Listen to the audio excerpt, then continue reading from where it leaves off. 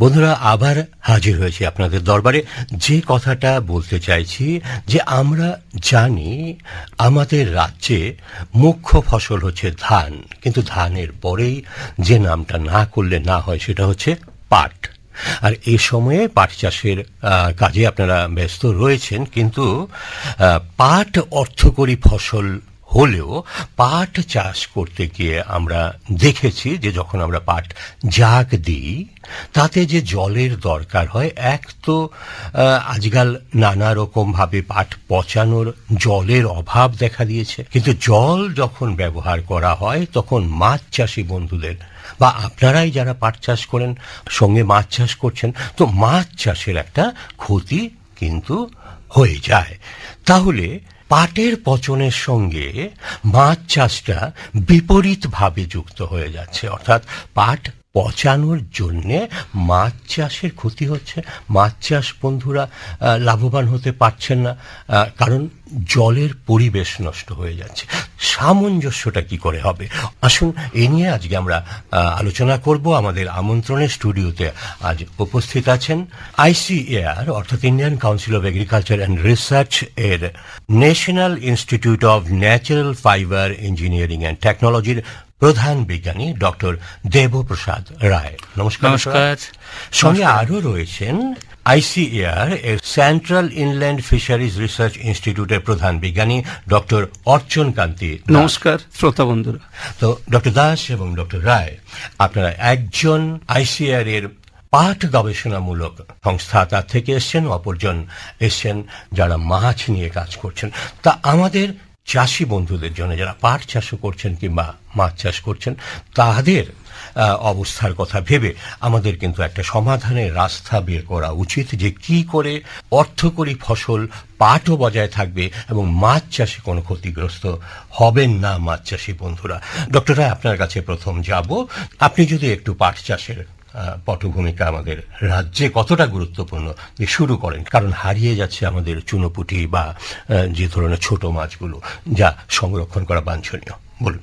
একটা খুব প্রাসঙ্গিক আলোচনায় আজকে আমরা সম্মুখীন হয়েছি। কথায় বলে মাছে ভাতে বাঙালি, কিন্তু শুধু ভাত আর মাছ ছাড়াও মানুষ যখন আমরা ফাইবার বা তন্তু ফসলের উপরের দিকে তাকাই তখন তুলোর পরেই পাটই প্রধান ফসল। ভারতবর্ষের প্রায় 6 থেকে 7 লাখ হেক্টর জমিতে পাট চাষ হয়। তার মধ্যে পশ্চিমবঙ্গের একটা প্রধান অর্থকরী ফসল হচ্ছে পাট, এবং এর উত্তর থেকে দক্ষিণে বিস্তীর্ণ অঞ্চলে বিশেষ করে গঙ্গা এবং ব্রহ্মপুত্রের অববাহিকায় প্রচুর পরিমাণে কৃষক পাট চাষের সঙ্গে জড়িত। এবং উত্তরের আমরা কোচবিহার থেকে শুরু করে কোচবিহার, জলপাইগুড়ি, আমাদের দিনাজপুর, উত্তর দক্ষিণ দিনাজপুর, মালদা, মুর্শিদাবাদ, নদিয়া, উত্তর 24 পরগনা, দক্ষিণ 24 পরগনার কিছু একটা অংশ এবং হুগলির একটা অংশ এই পাট চাষের সঙ্গে কৃষকরা নিবিড়ভাবে জড়িয়ে আছে। এবং এটা এই সময় বিশেষত বর্ষাকালের যে সময় আমরা শুরু হয়, জেনারেলি আমরা দেখি যে মার্চের 15 তারিখ থেকে, যেটা চৈত্র মাসের 1 তারিখ থেকে শুরু করে আমাদের জুলাই এবং আগস্ট অবধি চলতে থাকে। আগস্টের এবং কখনো কখনো আমাদের বিলম্বিত বৃষ্টির কারণে আমাদের কখনো কখনো সেপ্টেম্বর পর্যন্ত চলে যেতে হয়, এবং এর উপরে প্রচুর মানুষ নিবিড়ভাবে জড়িয়ে আছে এবং তাদের রুজিও জড়িয়ে আছে। এবং এটা শুধু আজকের ফসল নয়, কমপক্ষে হিসাব করে দেখা গেছে যে এই ফসলটি কমপক্ষে ভারতবর্ষে 4 থেকে 5 হাজার বছরের পুরনো ফসল এটা। তো এই অবস্থায় আমি একটু ডক্টর দাস আপনার কাছে জানতে চাইব, এই যে পাট চাষের একটা ঐতিহ্য আমাদের রাজ্যে রয়েছে এবং একটা পরম্পরা রয়েছে, তো সেটাকে বজায় রেখে মাছ চাষ যদি করতে চাই সেটা কিভাবে সম্ভব? মাছের ওপর পাট চাষের পচন কিভাবে প্রভাব ফেলছে একটু যদি বন্ধুদের বলেন। মাছও বাঁচুক, পাটও বাঁচুক, পাটের জাগ দেওয়া হোক, জলের স্বাস্থ্য ভালো থাকুক, এ নিয়ে আজকের আলোচনা। তো আমরা যেটা দেখেছি যে প্রায় 7 থেকে 8টা জেলা পশ্চিমবঙ্গে পাট চাষ হয় নিবিড়ভাবে, এবং এখানে প্রচুর বিল বাউড় রয়েছে, যে প্রায় পশ্চিমবাংলায় 42,000 হেক্টর বিল বাউড় এই জেলাগুলোতে রয়েছে। উত্তর 24 পরগনা, নদিয়া, মুর্শিদাবাদ, মালদা, দক্ষিণ দিনাজপুর, জলপাইগুড়ি এবং কুচবিহার। তো এবং কিছুটা অংশ আমরা দক্ষিণ 24 পরগনায় তো পাট চাষ হয়। তো এই যে নিবিড়ভাবে পাট চাষের সাথে সাথে এই যে জলাগুলো বিল বাউড়গুলোতে প্রচুর চুনো মাছ রয়েছে যেগুলো অত্যন্ত পুষ্টিকর, আমাদের দৈনন্দিন পুষ্টি যোগায় এই চুনো মাছগুলো। তো আমরা দেখেছি যে প্রায় 400 থেকে 500 বিঘে এক একটা বাউড়ের ধারে যে পাট চাষের জমিগুলো রয়েছে, সে পাটগুলো এই বিল বাউড়গুলোতে জাগ দেয়া হয়। 18 থেকে 20 দিন সময় লাগে এক একটা পাটের জাগ দেয়া এবং সেখান থেকে পাটের তন্তুকে বার করে আনার মধ্যে। তাতে দেখা যায় যে বিগত 2 দশক ধরে এক তো 10 থেকে 20% 20% জলাভূমি আমাদের তারা বন্ধা হয়ে গেছে। পাটের অবশেষ তার মধ্যে রয়েছে, জলের গুণবত্তা নষ্ট হয়ে গেছে, কি ভৌত কি রাসায়নিক, এবং সামগ্রিকভাবে দেখা যায় আমাদের চুনো মাছগুলো বিল বাউড় থেকে হারিয়ে গেছে, যেটা আমরা প্রায়ই প্রত্যেকের কাছ থেকে শুনি, বাজারেও শুনি, আজকের চুনো মাছগুলো হারিয়ে যাচ্ছে কেন। চুনো মাছের আদি বাসস্থান হচ্ছে এই বিল বাউড়গুলো, সেখান থেকে কিছুটা চুনো মাছ পুকুরে স্থানান্তরিত হয়। তো এইভাবে আমরা আজকের আলোচনায় চেষ্টা করব আমাদের পাট চাষিও বাঁচুক, তাদের পাট জাগ দেয়া হোক, তন্তু সেখান থেকে দামি অর্থকরী তন্তু, আমরা বলি সোনালী ফসল, সাথে সাথে মাছও বাঁচুক, মৎস্যজীবী কৃষক ভাই বন্ধুরাও বাঁচুক। একদম। তো এই যে প্রেক্ষাপট, এই প্রেক্ষাপটে ডক্টর রায় আপনি কি বলতে চাইছেন? এটা একটা দারুণ কথা বলেছেন আমাদের দাস, যেখানে পশ্চিমবঙ্গের বিস্তীর্ণ জলাভূমি তার অনেকটা অংশ পাটের দ্বারা অধিকৃত হয়ে গেছে, পাটের অবশেষে নষ্ট হয়েছে। কিন্তু কথাটা এটাও সত্য যে এই যে কৃষক, এতটা বিস্তীর্ণ এলাকার কৃষক, তারা কিন্তু এই জলাভূমির উপর নির্ভর করে এতকাল ধরে বেঁচে ছিল বা বেঁচে আছে। এর মধ্যে যেসব অনেকগুলো রাস্তা সম্প্রসারণ, যেমন আমাদের NH 34 নম্বর রাস্তা, যেটা সেই রাস্তাটা সম্প্রসারণের জন্য আমরা দেখেছি যে এই এলাকার উপর দিয়ে গেছে এবং তার ফলে দুদিকে জমিগুলো প্রায় বুঝে উঠেছে, জলাভূমি প্রায় নেই। তো এই সব জায়গার কৃষকরা আর কোনো বিকল্প রাস্তা খুঁজে পাচ্ছে না। তার জন্য পাট চাষ করতে হলে তাদেরকে হয় তাদের পুকুর কেটে বা তাদের জমিতেই পুকুর তৈরি করে সেখানে পাট পাচানোর ব্যবস্থা করতে হবে, অথবা বিকল্প সরকারি উদ্যোগে কোনো ব্যবস্থা নিতে হবে, যেখানে দীর্ঘ নালা বা নদীকে যেগুলো আছে পুরনো, সেগুলো সংস্কার করে এগিয়ে নিয়ে যাওয়া দরকার। তাহলে ডক্টর দাস, এই ব্যাপারটা কিন্তু উঠে আসে, আজকে আমরা বসেইছি এই কারণে যে একটা ব্যালেন্সিং জায়গা, একটা সামঞ্জস্যপূর্ণ জায়গা তৈরি করা, যাতে করে পাট চাষি বন্ধুরা যেমন বাঁচবে, পাটের তন্তু না হলে আমাদের চলবে না, অন্যদিকে আমাদের হারিয়ে যাওয়া বা হারিয়ে যাচ্ছে যে সমস্ত যে চুনো মাছের কথা আপনারা বললেন, তা অত্যন্ত সুস্বাদু খেতে, এবং আমরা মাছ খেতে ভালোবাসি। তো এই জায়গাটাও ধরে রাখা অত্যন্ত আবশ্যক। তো এই অবস্থাতে যেমনটা ডক্টর রায় বললেন যে যে সমস্ত কৃষক বন্ধু পাট চাষ করছেন, তাহলে কি তারা পুকুর খনন করবেন? সেক্ষেত্রে একটা বাড়তি খরচা এসে যাবে, এবং সেটাকে কিভাবে ব্যবহারযোগ্য করা যাবে সেটাও ভাবা দরকার। হ্যাঁ, এই আলোচনা থেকে যেটা উঠে এসছে, আমরা রাজ্য সরকারের মৎস্য দপ্তর এবং রাজ্য সরকারের কৃষি দপ্তর, দুটো দপ্তরের কাছে আজকের আলোচনা থেকে আবেদন রাখবো, দুটো দপ্তর একসাথে বসুক, দপ্তরের আধিকারিকরা একসাথে বসুক, দুটোই বাঁচবে, মাছও বাঁচবে, জলের স্বাস্থ্য ভালো থাকবে, বিলের স্বাস্থ্য ভালো থাকবে, এবং পাটও জাগ দেওয়া হবে। তো কিভাবে করা যাবে, ধাপগুলো কি কি, আমরা কেন্দ্রীয় সরকারের তরফ থেকে আমরা যে গবেষণা সংস্থা, কেন্দ্রীয় অন্তর্দেশীয় মৎস্য গবেষণা সংস্থা, আমরা সেখানে আমাদের টেকনোলজিক্যাল সাপোর্টগুলো দেব।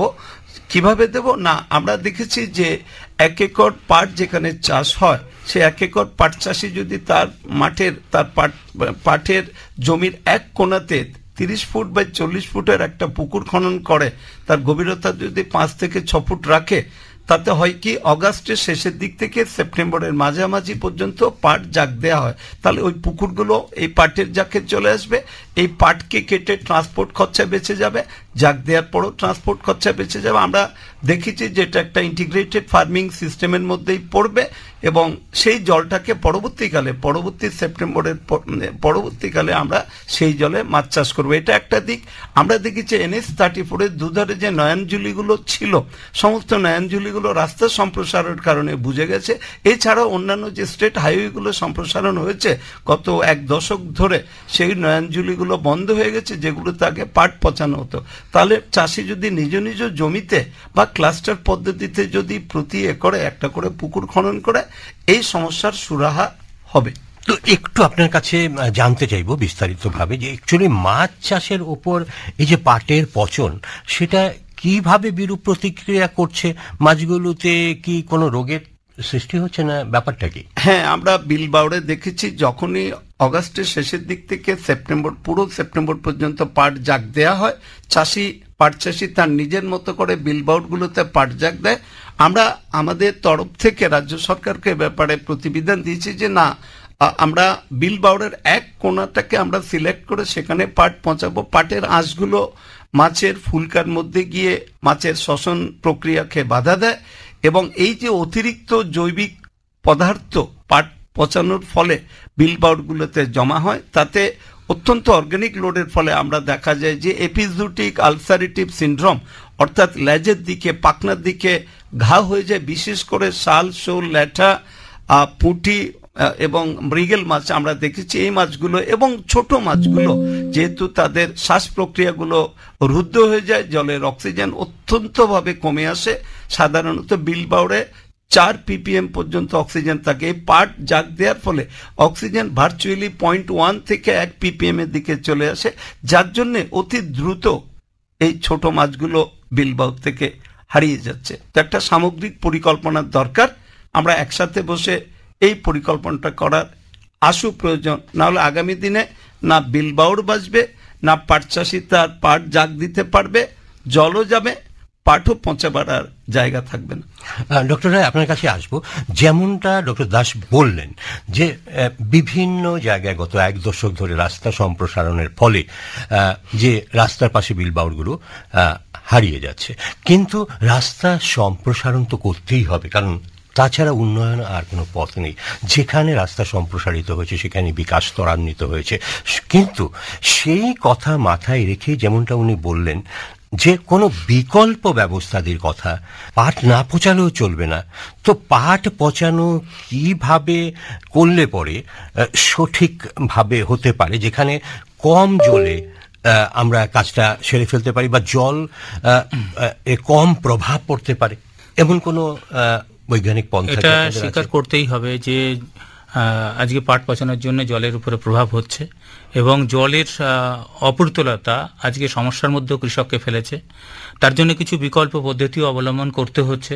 আমরা কৃষককে, যেমন এটা ভারত সরকারের মিনিস্ট্রি অফ টেক্সটাইল থেকে যেমন একটা আইকেয়ার বলে একটা জুট আইকেয়ার বলে স্কিম আছে, তার অধীনে বিস্তীর্ণ সারা ভারতবর্ষের বিভিন্ন পাট চাষিদের বিভিন্ন স্কিমের সুযোগ দেওয়া হচ্ছে, যাতে যে তাদের পাট পচানোর জন্য কিছু পদার্থ দেওয়া হচ্ছে, যেগুলো জৈব অজৈব কিছু পদার্থ। তার মধ্যে আমাদের প্রতিষ্ঠান যেমন নিনফেড সাথী বলে একটা ফর্মুলেশন তৈরি করেছে। আরেকবার বলুন। নিনফেড সাথী বলে একটা ফর্মুলেশন। এছাড়া আমাদের সহযোগী আর একটা প্রতিষ্ঠান আছে যেখানে আইসিআর ক্রাইজ্যাপ বলে আছে, একদম। তো ক্রাইজ্যাপ সোনা বলে একটা পাউডার তৈরি করেছে।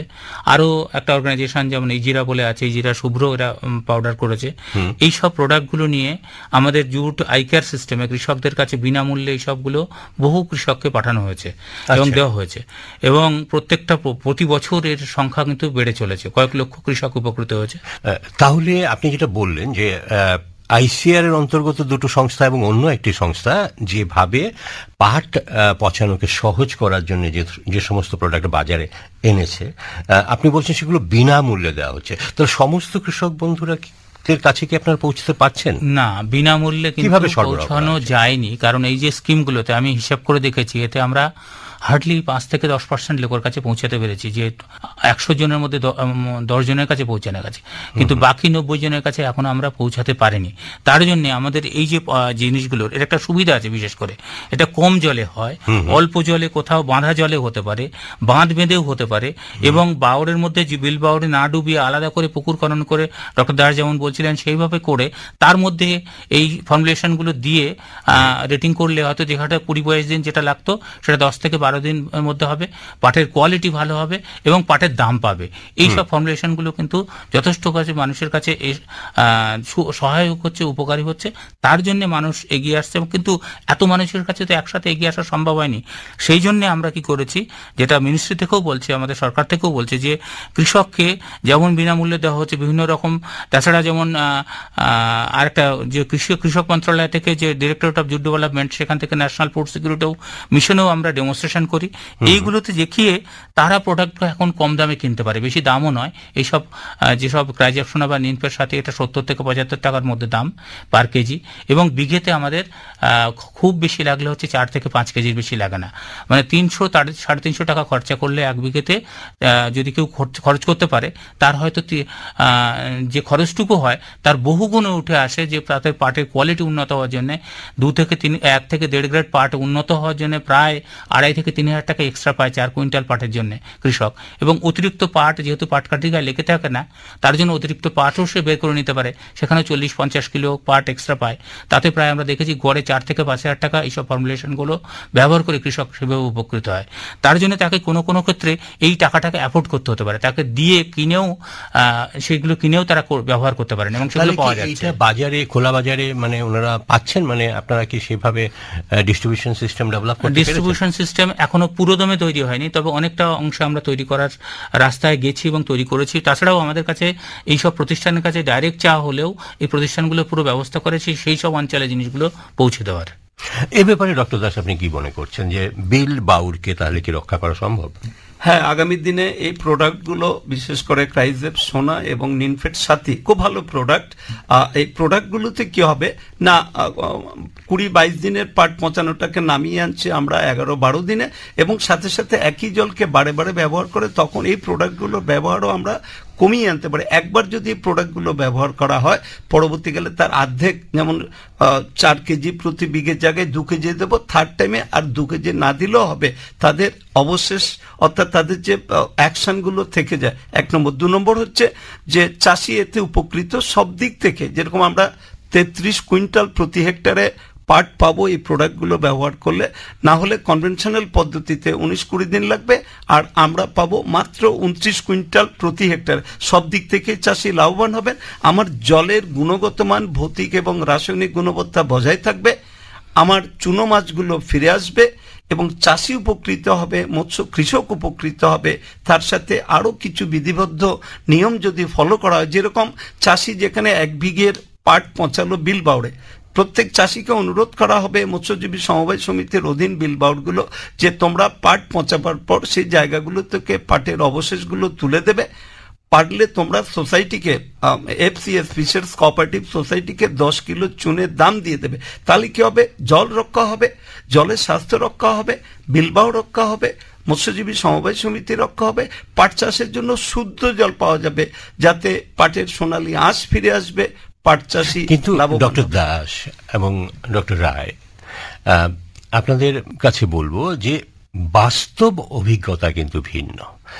সেটা কিরকম যদি বলেন? আপনাদেরও নিশ্চয়ই জানা আছে যে চাষি কিন্তু এখনো সেই কনভেনশনাল মেথডস বা পদ্ধতিতে পাট জাগ দেওয়ার জন্য কলা গাছ বা অন্য কিছু কাদামাটি এই ধরনের জিনিসগুলো চাপান দেয়া হিসাবে ব্যবহার করে। সেক্ষেত্রে তো জল নষ্ট হয়, পাটের তন্তুর গুণগত মান নিশ্চয়ই হ্রাস পায়। এই ব্যাপারে যদি একটু বলেন। এবং অধিকাংশ ক্ষেত্রে আমরা বিশেষ করে দক্ষিণবঙ্গের বিস্তীর্ণ অঞ্চলে এই ব্যাপারটা খুব বহুলভাবে প্রচলিত, যে পাট গাছের জাগ তৈরি করে বান্ডিলগুলো সাজিয়ে তারপরে ভার দেওয়ার জন্য কাদা এবং কলা গাছ চাপিয়ে দেওয়া হয়, এবং তাতে পাটটা ডুবে থাকে। এটা একটা সুবিধা হয়।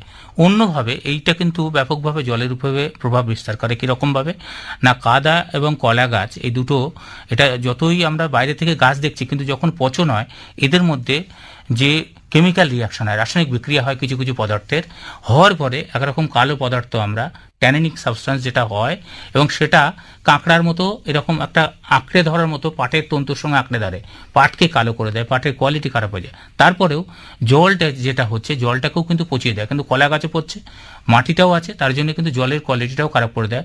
জলের যে বেসিক যে প্রপার্টিসগুলো যারা বললেন এক্ষুনি, সেগুলো হচ্ছে যেমন ডিজলভ অক্সিজেন কমে যাবে, বিওডি এবং সিওডি বেড়ে যাবে, এবং অন্যান্য যে প্যারামিটার যেগুলো বেঁচে থাকার জন্য মাছ বা এগুলোর জন্য সেগুলো দরকার, সেগুলো কিন্তু অনেকটা কম হয়ে যাবে। সেই জন্য আমরা বলি যে যত সম্ভব কাদা এবং কলা গাছ ব্যতীত অন্য কোনো ভার দিয়ে, যেমন পাথর বা মাটি, সিমেন্টের ব্যাগে ভরে মাটি চাপা দেওয়া যেতে পারে, এবং যদি কোনো কচুরিপানা পাওয়া যায় সেই জাতীয় কচুরিপানা তুলে দিলেও কিন্তু পাটকে কিন্তু রং ভালো হয় এবং পাটের কোয়ালিটিও ভালো থাকে। তো এই বিষয়ে ডক্টর দাস, এই যে প্রচলিত পদ্ধতি, তার থেকে যে মাছ চাষের একটা ক্ষতি হচ্ছে সে ব্যাপারে কি আপনারা কখনো ভেবেছেন? হ্যাঁ, আমরা লাগাতার এই তিনটে ভারতীয় কৃষি অনুসন্ধান পরিষদের প্রতিষ্ঠান নিনফেড, ক্রাইজেপ এবং সিফ্রে, তো আমরা লাগাতার এ নিয়ে প্রচার এবং প্রসার চালাচ্ছি সারা পশ্চিমবঙ্গ জুড়ে, এবং পশ্চিমবঙ্গ রাজ্য সরকারও ভীষণ প্রোঅ্যাক্টিভ। তারা আজ থেকে 1 থেকে 2 দশক আগেও পাথর দিয়েছিলেন, যেগুলো সিমেন্টের পোলগুলো দিয়েছিলেন। আমরা এখন বলি যে ধরনের জলজ আগাছাগুলো রয়েছে সেগুলো দেবে, বা সিমেন্ট, পুরনো সিমেন্টের জমে যাওয়া বস্তা দেবে, তাতে আমার জল শুদ্ধ থাকবে, জলের পিএইচটা ফল করবে না, জলের টোটাল অ্যালকালিনিটি ভালো থাকবে, মাছের স্বাস্থ্য ভালো থাকবে, এবং পাট জাগ দেওয়ার পর অবশেষগুলো যদি আমরা একটু তুলে নিই, সেই অবশেষগুলো কিন্তু আমার কৃষির ক্ষেত্রে ভীষণভাবে উপযোগী। তাতে প্রচুর হিউমিক অ্যাসিডস হয়, সেগুলো আমার মাঠ পর্যায়ের চাষে অত্যন্ত উপকারে লাগে। একদিকে আমাদের টেরেস্ট্রিয়াল এগ্রিকালচারটা বাঁচবে, একদিকে আমার মৎস্য কৃষক বাঁচবে, বিলবাউটগুলোর স্বাস্থ্য ভালো থাকবে, আমরা আবার চুনো মাছে ফিরে যাব, চল তার আগের স্বাস্থ্য ফিরে। একদম খুব ভালো কথা বলেছেন ডক্টর দাস। ডক্টর রায়, আপনার কাছে জানতে চাইবো যে পাটের অবশেষ কিভাবে কমানো যায়? পাটের অবশেষ কমানোর জন্য প্রথম কথা আমরা যেমন বললাম যে যদি এই বৈজ্ঞানিক পদ্ধতিগুলো অবলম্বন করা যায়, এইসব ফর্মুলেশনগুলো নিনফেড সাথে ক্রাইজেপ সোনা এইসব দিয়ে করা যায়, অল্প দিনে পাট পচে, সেক্ষেত্রে পচে যাওয়ার ভাবটা কিন্তু খুব বেশি হবে না।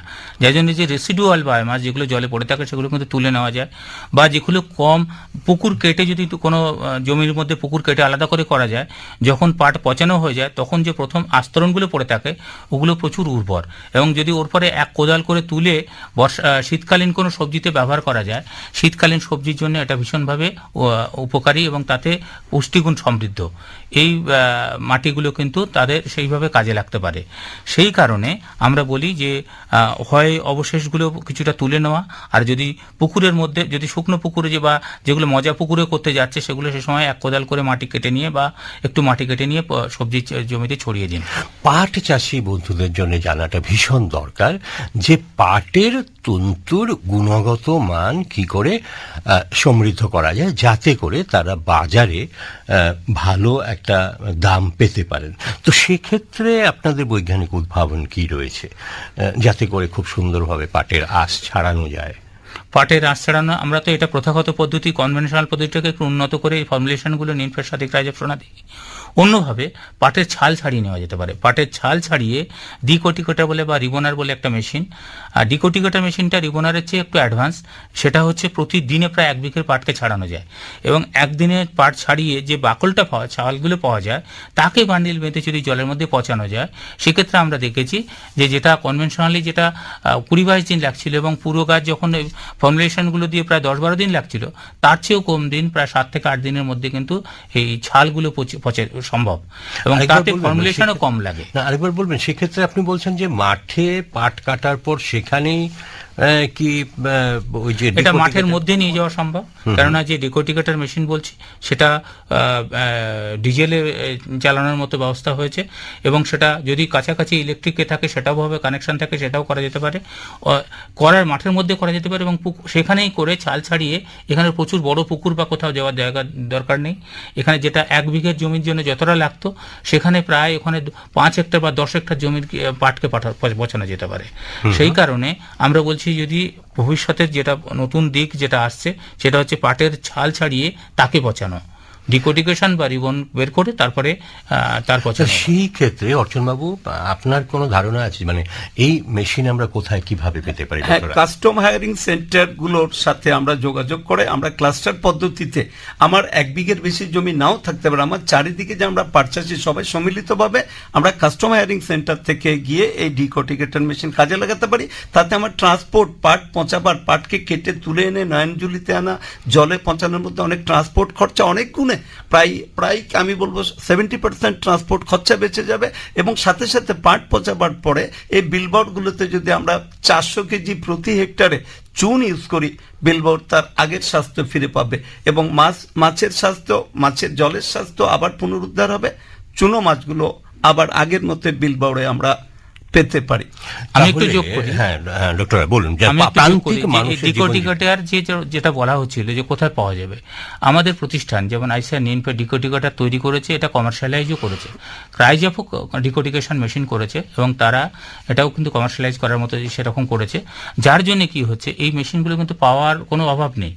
আমরা বিভিন্ন স্কিমের মধ্যে আনার চেষ্টা করছি, যাতে স্কিমের এনে যেটা কাস্টমারিং সেন্টারগুলো সেখানে পৌঁছে দেওয়া যেতে পারে, তার অ্যাক্সেস যাতে কৃষক পেতে পারে তার ব্যবস্থাও আমরা চেষ্টা করছি। যে অদূর ভবিষ্যতে জুট কমিশনার অফিস থেকে বা জুট ন্যাশনাল জুট বোর্ড থেকে যেরকম বা মিনিস্ট্রি থেকে যদি সেরকম পরিস্থিতি তৈরি করা যায় যে জুট জেসিআই এর যেসব সেন্টারগুলো আছে সেখানে যদি একটা কাস্টমারিং সেন্টার খুলে দেওয়া যায়, তাতে অদূর ভবিষ্যতে সেখানেই ডিকোডিকেশন হবে, সেখানে রেটিং হবে এবং সেখানেই পাটের গ্রেডিংও, যেখানে যে ইনস্ট্রুমেন্টগুলো আমরা ডেভেলপ করেছি সেই গ্রেডিংও করে দামে বিক্রি করা সম্ভব। ঠিক, আমাদের হাতে সময় আর একদম নেই। যে সমস্ত শ্রোতা বন্ধু আজকে আমাদের অনুষ্ঠান শুনছিলেন, যারা পাট চাষ করেন এবং সঙ্গে মাছ চাষ রেখেছেন, তাহলে আজকের এই আলোচনা কিন্তু অনেকটাই ফলপ্রসূ বলে আমাদের মনে হচ্ছে। যে প্রান্তিক মানুষজন, আপনাদের কিন্তু জীবন জীবিকার জন্যে পাট চাষও করতে হবে, মাছ চাষও বজায় রাখতে হবে, তাই তো ডক্টর দাস? হ্যাঁ, তাই। ডক্টর অবশ্যই অবশ্যই।